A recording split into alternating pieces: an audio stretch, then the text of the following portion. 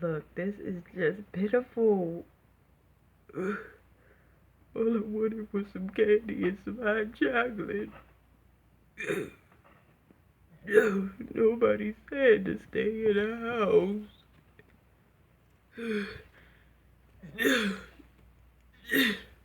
Come on, Bessie. I want to get home now. My fingers start to freeze. And I'm just looking out the window. He is out there in this mess. Is that a redskin hat? Sir, upset.